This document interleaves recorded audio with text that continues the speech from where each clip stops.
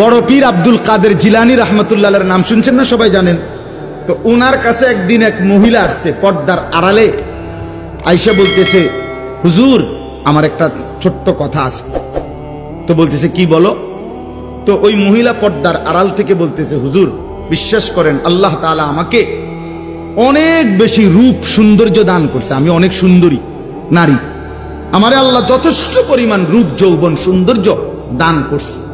শরীয়তের অনুমতি নাই এজন্য আপনারে দেখাইলাম না, কিন্তু মুখে বললাম। কিন্তু হুজুর আমি আসছি একটা তদবিরের জন্য। কি তদবির?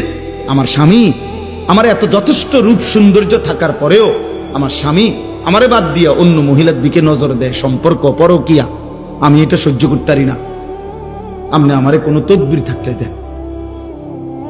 এই বড় পীর আব্দুল কাদের জিলানী রাহমাতুল্লাহ আলাইহি একটা চিৎকার দিয়া বেহুশ হয়ে গেছে। হুঁশ আসার পরে ওনার খাদেমরা জিজ্ঞেস করছে, হযরত মহিলা একটা তদবির চাইলো, এন আমনের কি হইলো যে আপনি চিৎকার দিয়ে উঠলেন, আপনি কেন বেহুশ হয়ে গেলেন? তখন তিনি বলেন, বাবা শোনো, এই মহিলার এই কথা আমারে বহুত বড় এক সবক দিল। এই মহিলার কথার থেকে আমি বুঝলাম, হ্যাঁ এক সাধারণ মহিলা তার স্বামীর মধ্যে আরেকজন শরীক সহ্য করতে পারে না, আমার আল্লাহ এত বড় কায়নাত দিয়ে তার সাথে কেউ শরীক করলে তিনি কেমনে সহ্য করবে? বুঝেন নাই কথাটা?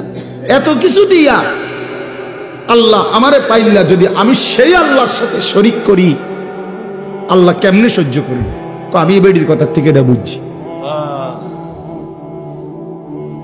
হ্যাঁ, কারে বাদ দিলেন ভাই? সারাদিনে আল্লাহর নামটা মুখ দিয়ে বাইর হয় না, কত বড় নিকৃষ্ট মুসলমান। সারাটা দিনে 24টা ঘন্টার মধ্যে আল্লাহকে একটা সেজদা দিতে মন চায় না, কত বড় গাদ্দার এটা, কত বড় নিকৃষ্ট এটা, কত বড় অসভ্য।